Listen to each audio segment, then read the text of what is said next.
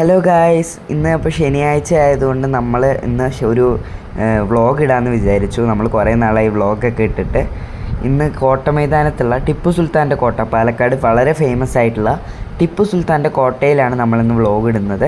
നമ്മൾ പാലക്കാട് നമ്മുടെ അതേ സ്ഥലം തന്നെയാണ്, അപ്പോൾ അടുത്താണ് ടിപ്പു സുൽത്താൻ്റെ കോട്ട എന്ന് പറഞ്ഞു കഴിഞ്ഞാൽ. അപ്പോൾ നമ്മൾ ഇന്ന് ഇവിടുത്തെ ഒരു അമ്പലത്തിൽ വരാമെന്നാണ് വിചാരിച്ചത്. ഹനുമാൻ ക്ഷേത്രം, ടിപ്പു സുൽത്താൻ്റെ കോട്ടയിലുള്ള ഹനുമാൻ ക്ഷേത്രം ഭയങ്കര ഫേമസ് ആണ്. ഇവിടെ എല്ലാ ആൾക്കാരും വരാറുണ്ട്, പ്രാർത്ഥിക്കാറുണ്ട്. ഒരു ടൂറിസ്റ്റ് പ്ലേസ് പോലെയാണ്, കുറേ അധികം ആൾക്കാരൊക്കെ വരാറുണ്ട്. അതുപോലെ തന്നെ ഇപ്പോൾ നല്ല ചൂടുള്ള സമയമാണ് കേട്ടോ പാലക്കാട്. എല്ലാവരും കുടയൊക്കെ പിടിച്ചിട്ടാണ് വരുന്നത്. നമുക്ക് ചുട്ടിട്ട് ഇവിടെ നടക്കാൻ പറ്റാത്ത അവസ്ഥയാണ്. രാവിലെ 9:30 മണിയായിട്ടേ ഉള്ളൂ, അപ്പോൾ തന്നെ നല്ല ചൂടായിട്ടുണ്ട്.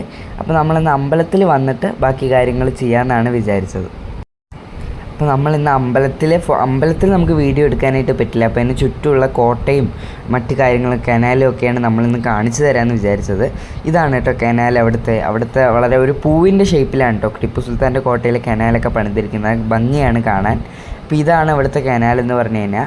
ഇതിൽ ഫുൾ ആമയും മീനും ഒക്കെയാണ്. കുറേ ആമയും മീനും ഉണ്ട്. ഇപ്രാവശ്യം വെള്ളവും വറ്റി നിൽക്കുകയാണല്ലോ, ഇപ്പോൾ വേനൽക്കാലം ആയതുകൊണ്ട്.